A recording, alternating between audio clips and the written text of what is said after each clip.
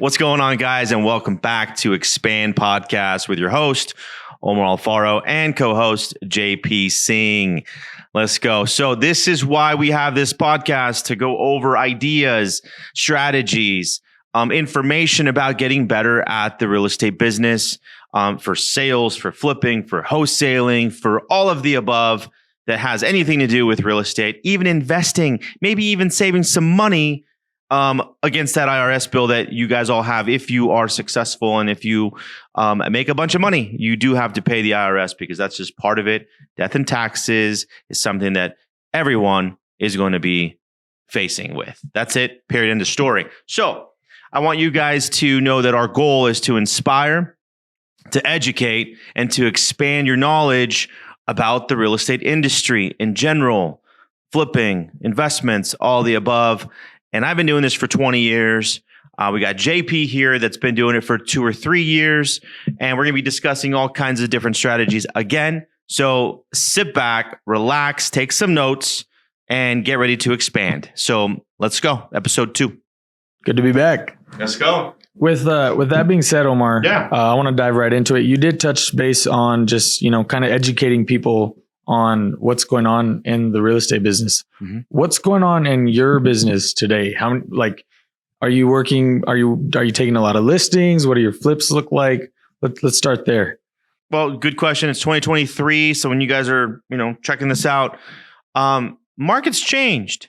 You guys, if you guys didn't know, this market changed.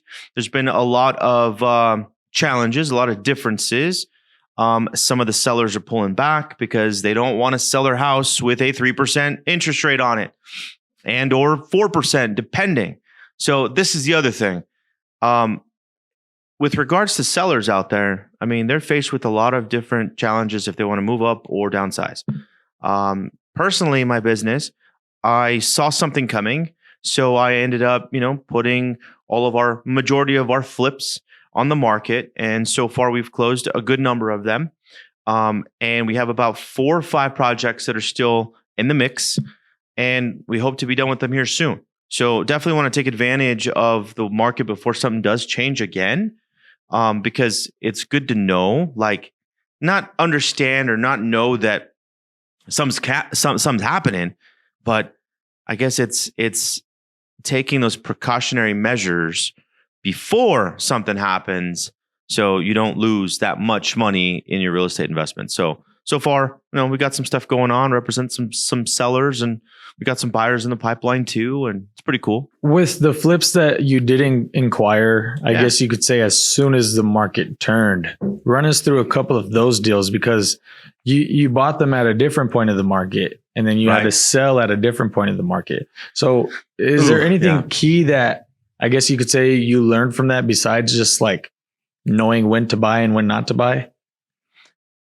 If I had a crystal ball that told me exactly when to sell, when to buy, I'd probably be doing this podcast, but I would have already got acquired and I would have been a billionaire already if we all knew what a crystal ball, if we all knew exactly what was going to happen, all of us wouldn't be doing what we're doing right now.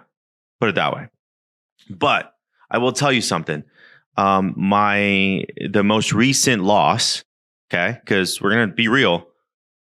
I bought a property in a market that I probably should not have bought at the peak of the market when the interest rate was 3.5%. So the demand was super high for all these houses. Bought a property for $350. Actually, no, I'm sorry. I take that back. I bought the property for $380. I put another $25 to $30K in it to fix it. Rehab, was solid. It didn't need that much, but the ARV, which is the after repaired value, JP, was about $500, $520. So I had some room, buying it at $380, put some money in it. ARV's $520. Well, guess what happens during that process of me fixing the property? What happened that across the board that slowed everything down? Interest rate. They hiked, right? They went from 3 to 4% to 7 overnight, in a matter of 2 months. Well, if anybody was in that mix, you guys all feel the pain that you guys are feeling now or that you felt then, because maybe you didn't sell right away and you're trying to weather the storm. So this is something I want to share with everyone, is that just because you make an investment doesn't mean that it has to make sense at all times. Sometimes you'll have to take the loss to clear your space in your brain. Otherwise, it's going to consume you. Then you won't allow new stuff coming in. So this deal, bought it for $380, fixed it for $30K. I'm in this thing $410 plus holding costs, right? Plus an additional $10K to buy it, right? The cost to buy the house, then $10K to sell it, the cost to sell the house. And I could not sell this thing. $2,300 a month negative every month, because that's the payment, because I bought it with hard money and some of my own money down payment on it. And we finally sold it. And we sold it before the end of the year. Why? Because I wanted that paper loss against my taxes. Because if I'm going to lose, I want it to be a lose to potentially win, if that makes sense. And we're going to discuss this. I sold it for $350, paid commissions. I ended up losing about $97,000, $98,000, probably over $100K on one deal. $100,000. I think you talk about this a lot. Is you've said it before, the best deal is the one that you don't buy. And correct. And this is probably something that you can relate to, because correct me if I'm wrong, you had an opportunity to make money on this deal, right? A lot of us. Walk us through that. Didn't someone bring you something to the table where you potentially could have wholesaled it for a profit? Yep. And this is the crazy part. Hindsight's 2020. We all wish we can go backwards a little bit and say, damn, I wish I would have did that, or I wish I would have not bought that property, or I wish I would have bought the property and make the profit. But check this. I had this under contract. Somebody wanted it because it was a specific area that everybody wanted. And I had the ability to make 20 grand. 20,000 positive on the piece of paper, on the contract. But because we get caught up in our own bullshit, and we get caught up with, no, like we're spot on, we're badass. We just got into the market 2 years ago and we're experts, because that's what everybody is definitely going through right now, right? The last 2 years, oh yeah, I'm a badass real estate agent. I'm a flipper now. I'm an agent that just got a license and all of a sudden sold a house or two, and I'm a flipper and I'm a complete genius in wholesaling and flipping property. Because that's kind of what happened. So guess what? I believed that own bullshit too. I'm like, no. I know the market. I'm good. The house is worth $520. No, I don't want to make 20K right now, because I want to make 80 to 100 later after I fix it. Do you think for that, it built a much bigger awareness factor? Because what I take away from this is someone even in the business for 20 years, understanding losses and profits, even you were able to get caught up, I guess you could say, in your own quote unquote like ego of constantly straight bullshit too. Yeah. Succeeding in the business for the past 2 years. So now that you have that, I guess you could say, awareness, how would you look at opportunities a little bit differently, even if there is several different clear routes to make the profit? Cost of entry, your cost of entry and your cost of exit. That's something you guys all have to write down. If you're driving, be careful, pull over, write it down, record it. You guys can come back to it. Fine. But your cost of entry is the ability for you to come in 20K down. In this case, I'll give you the example. $380K I bought the property for. It cost me $38,000 out of pocket to buy this house. And I got a hard money loan for the rest. So 90% was covered. Okay. So my cost of entry was $38K initially, plus the ongoing payment. Okay. So now my ongoing payment's $2,200 a month. Multiply that by 5, 6, 7, 10 months. That gives you your idea. Okay. Now, my cost of exit is different now because I didn't make a profit. If I would have sat back and realized something, that if I only owned a piece of paper, a signature, and I could have sold it to this individual for $20,000 on a signature, what's my cost of entry? Pretty much zero. It's pretty much zero, but I would have made a positive impact of $20,000 to my top line. So knowing that, okay, everybody needs to know this, that if you have the ability to create $5K, $10K, $15,000, $20,000 on a wholesale deal in a matter of a couple hours, it's pretty good. But since we all got caught up in this upswing, in this appreciating market, we wanted to take that $10,000, $20,000 wholesale deal and make an 80, 100K profit by buying the property, fixing it up, flipping it, because it was the sexiest thing to do, is to be a real estate investor that flipped houses. So hindsight's 2020. I wish I would have just took the 20K, because that $100,000, a lot of people will not come back from a loss like that. They just don't.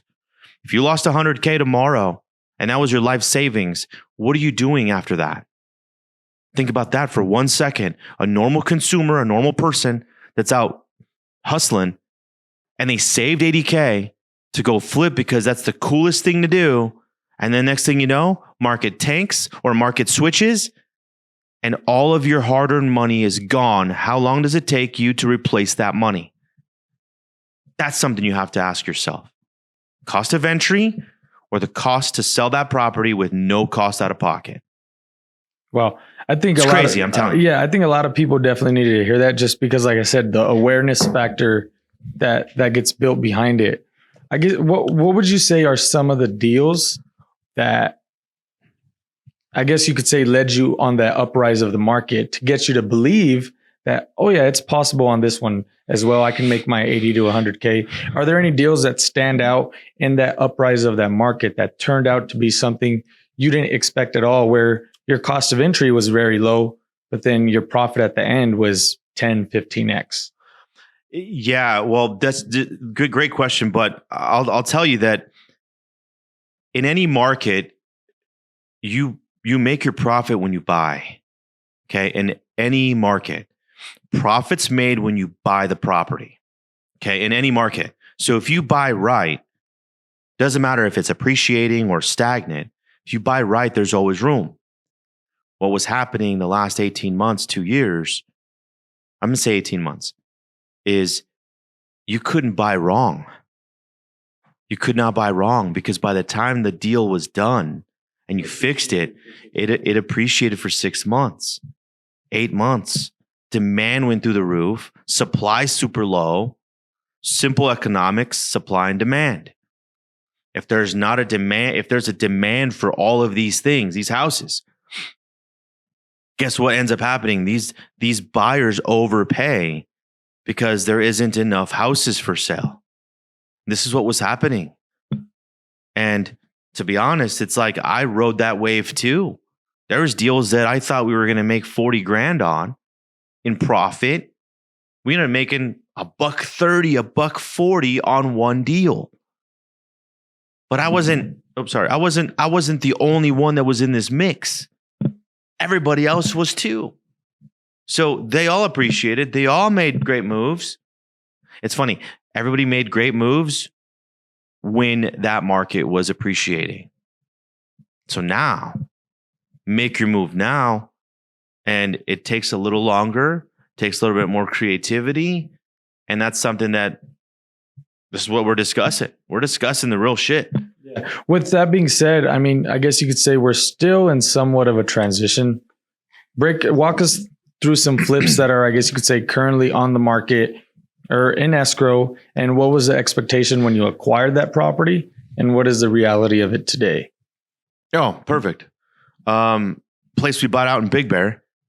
I think ARV on this little Big Bear cabin on a double lot, which was really cool, was probably in that 480 range, because that's what the market was doing.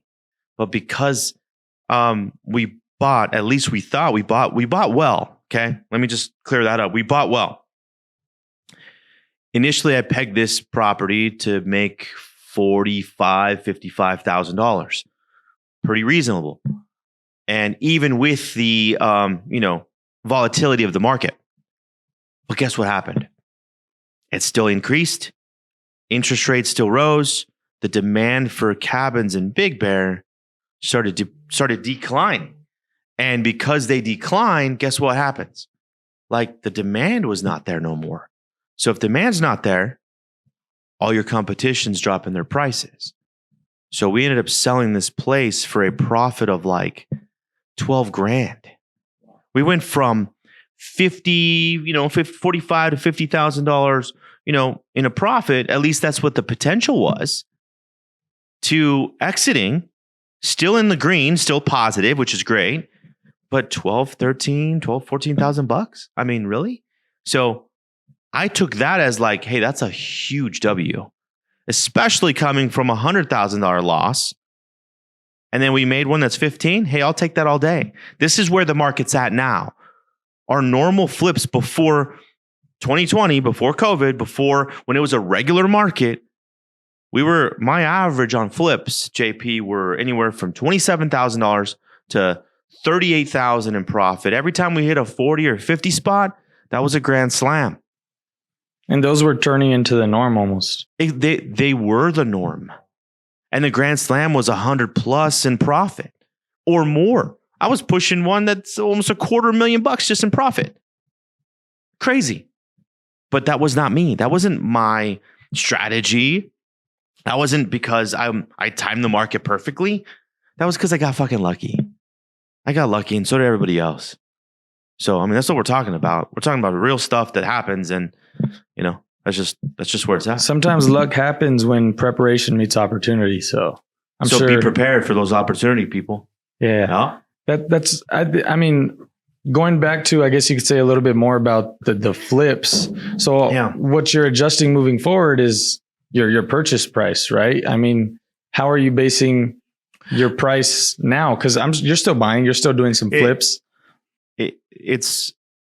You're always going to be making your profit on your purchase. Okay, that's one thing that's never going to change. Never. So what's helping you dictate that internal decision of this is a profit? Case by case basis. There's no floor right now, and if there is, please reach out to me and let me know. If you guys know something awesome, you guys are listening to this, great. Reach out to us and then let me know what you guys do, because I'm open to it. I'm not an expert at all. I keep learning. No one's an expert. Literally, nobody is, because there's always room for growth. There's always room for improvement. Now, in this market, you got to buy deeper. If the house is ARV's $300K, you got to try to get that thing at least for $175, $120, $130,000 under ARV, at least. If you get it for more, great. You know what you do? If you get it for less than that, then you got room for error. That's the thing. Before, nobody had any room for error because there was no error made. Now, this market will show error. Meaning that like before there was so much room that it was impossible to make an error, correct? No. Before before there wasn't that it was a lot of room. You could buy something at 50 grand under value and it would appreciate to 120K. That's the difference. The room for error then, there wasn't any. You can buy anything. This is why I'm telling you. How many agents do you know that got in the business, all of a sudden you start seeing that they're flipping? Yeah. And they shouldn't have I'm not going to say they shouldn't have any reason to be flipping, but when you know that the McDonald's drive-through person is having a flip and they have a crew and you see it on social media, like, there's something wrong when your everyday person can go flip a house. That's the crazy part. Or better yet, get a license and then be successful and then talk about it on TikTok and IG and say that you're a freaking pro.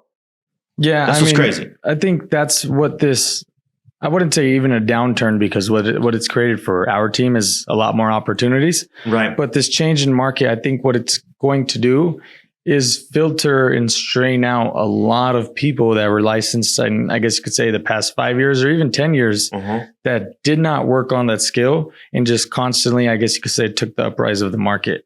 Something that I do want to dive into is, I know you benefit a lot from this in your business, and something that I believe is going to be a lot more popular now, because at the end of the day, regardless of what the market is doing, there's people that need to sell their property. Yes. But they just unfortunately can't sell because they either have no equity or there's all of these things that hold them back. How important do you think it is for agents to learn subject to and seller finance, even if they're a couple months in the business?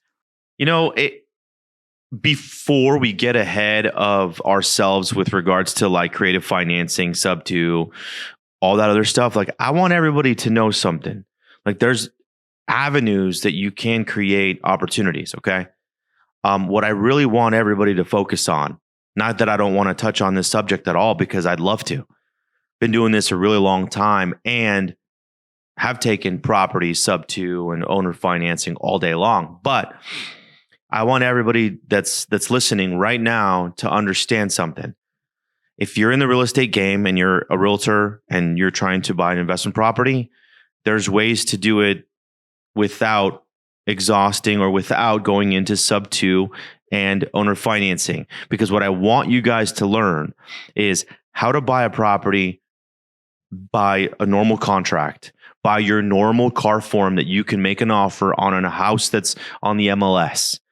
Because we're going to walk through this process with everybody, okay?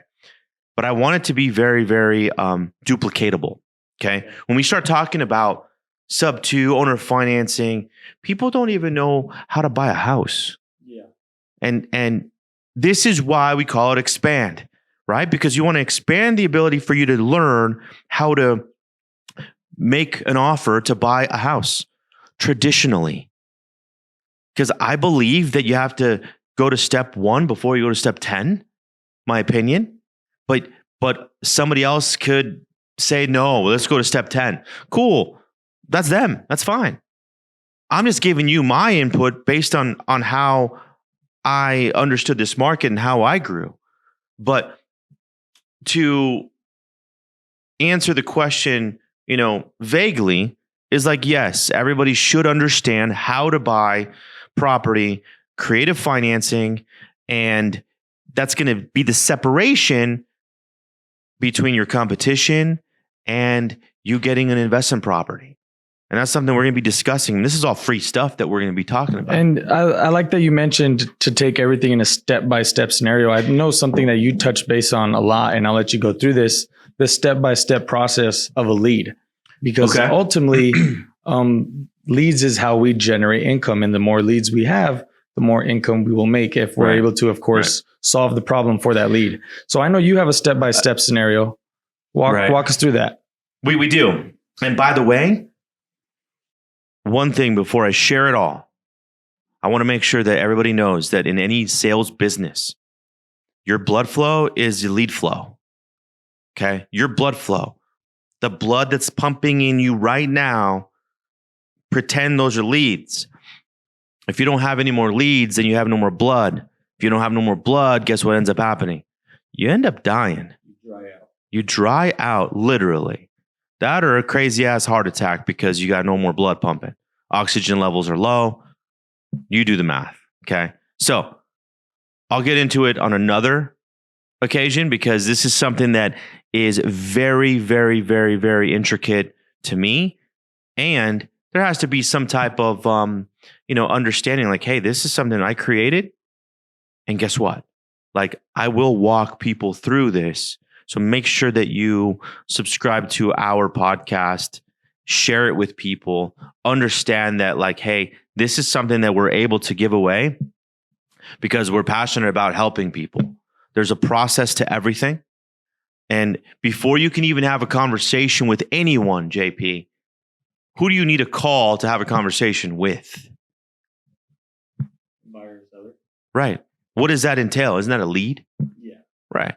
So just touching a little bit on that is the ability for you to have a conversation with someone, you need to have a lead. So imagine if I can give you a step-by-step process of all of that, man, it's gonna be crazy. But we should definitely dive into that one day. Cause like I said, I know it's a very intricate process. It is. Of how you handle those leads. So maybe we can save that for another episode. No, absolutely. And we're going to be sharing this, but I definitely want to make sure that you guys understand leads are the source and the blood flow of your business. figure out ways to increase your lead gen. That's figuring out ways to increase your blood flow. You guys feel better after you guys work out? Of course you do, right? The pump, exactly. Imagine if you feel like that all the time. That means you're elevated. That means you're attracting. That means you're understanding that process of lead generation so you can have more conversations. I'm telling you, this is like game changing, man. It's good. Yeah, no, that's awesome. I'm not sure when this episode's going to air, but we did recently start something new here at our office that you probably want to tell the people about on this podcast. Every single month, we are doing a... Oh, yeah.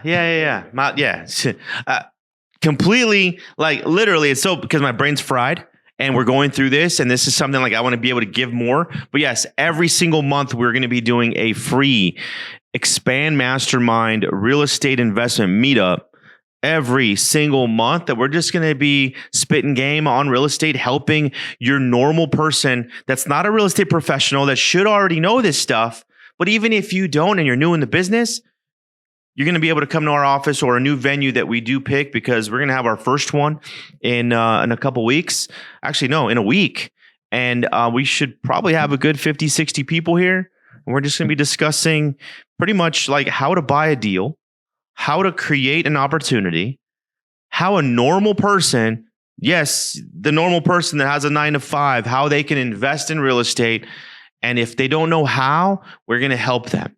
We're going to help them through that process. And it's pretty cool because I got something else coming that's going to be able to be, I'm going to be able to hold your hand in essence to get you that first investment property, which is pretty freaking rad. So that's something that I haven't touched on it yet, but it's coming out. Guys, thank you so much for tuning in, and we'll see you on the next one.